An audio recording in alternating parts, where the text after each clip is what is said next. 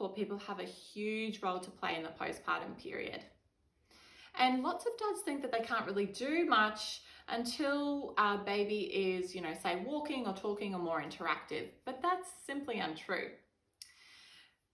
Baby has been listening, hopefully, to dad's or partner's voice while baby was in the womb.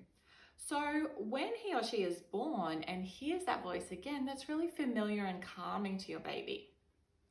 So on top of this, once baby is born, dad then can develop that amazing bond with baby through skin to skin.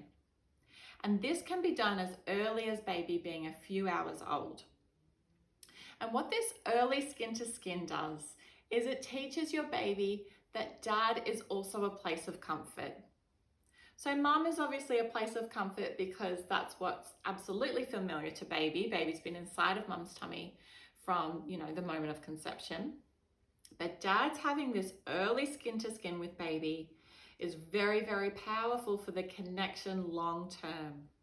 Okay. So we actually know that when dads have a baby, their hormones also change. So it's not just mum. And so for dad to build this connection with baby, early skin to skin is a must. And then regular skin to skin every single day. So not just jumping in when baby's really upset and mum needs a break, because baby doesn't have that connection with you at that point. Baby needs that time with you where you and baby are both calm, just having cuddles, lying there to build that bond for baby to go, okay, this is also a nice, safe, calm place where I can have a nap and relax and be and feel safe. And then what will happen is for dads that they will find it much easier to be able to settle baby, put baby to sleep, and nurture baby as baby grows and develops. So there are actually lots of ways that dads and partners and support people can help without having to supplement a feed, because we hear this a lot as well, that women are going to choose to bottle feed or introduce formula so that dad can do a feed so that he feels involved, when actually this can create more problems than solutions, because then we're looking at things like we're mucking up mum's milk supply, potentially mastitis or undersupply. So looking at all the alternative ways for dads to be involved, and there are so many, is really important.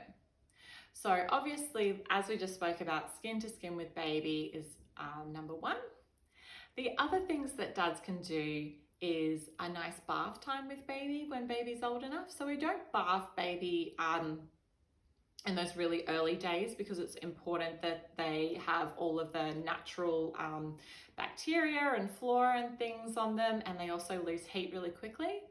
But once baby is past those first few days of life, then dads can absolutely take on that role of bathing baby. The other thing is soothing and settling baby and burping baby. So baby can have a feed with mum and then go to dad for a burp and a nice calm walk around or pat or sway to help baby drift off to sleep.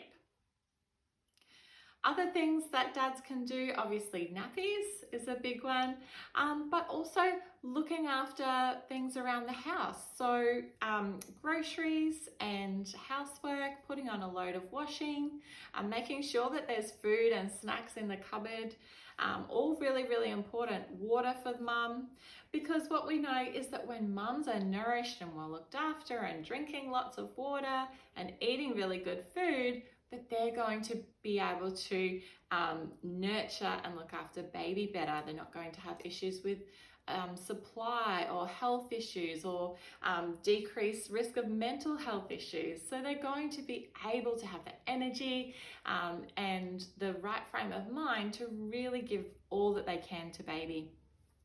So dad's looking after mum and nourishing mum and taking care of her is really important so that she can do the same for your baby.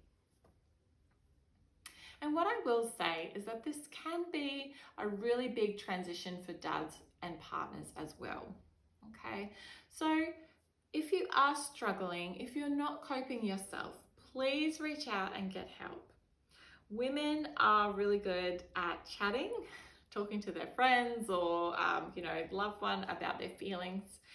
but dads often will bottle it up. But this can then fester and create more issues. So gone are the days of toxic masculinity when men couldn't talk about their feelings and were just told to tough it up and don't cry and all the rest of it. We've moved on from that. Men now are much more evolved, they're much more hands-on, they're present with their children, with their babies, with their partners, and know that to actually give everything that they can to their partner and to their baby, that they need to be okay themselves. And so that's why it's really important for dads to get help. So either talking to your partner or your GP, there's men's helplines, there's counselors, talking to a mate who's been through the same thing, is so important, because when we look after ourselves and make ourselves healthy, then we can be the best version of ourselves for our family. Now, I can almost guarantee for dads that their partner or the mother of the baby is going to have days where she's going to feel overwhelmed, teary, grumpy, irritable, snappy, okay? And it can be hard being around someone like that sometimes. But really important to practice patience and kindness and love. She really needs that from you at this moment of her life. Remembering that she still needs to be releasing oxytocin for her healing and to create milk and to be able to feed baby. So you still have a big role to play in reducing that stress for her and releasing oxytocin. And I'll give you a little statement that might help in these periods of time, where if the mother of the baby is, say, having a big cry or a big meltdown because she hasn't got any sleep and she's just feeling so exhausted, she doesn't know how she's going to get on with the day, something that you can say that's really powerful is, "Wow, that sounds really hard. What can I do to help?" Okay, so it's really simple, but it will really help. Acknowledging what the woman is going through, not putting unrealistic expectations on her around, you should be happy, you've got a baby, look how beautiful our baby is. It's hard, it's really hard. So acknowledge that, okay? That's really hard, darling. You're doing a great job. What can I do to help? Because your idea of help might be very different to hers. So asking her, what it is that she would like in that moment, and hopefully she can express that to you, and then she is going to just appreciate and feel so loved and supported from you, which is so important in this postnatal period. Okay.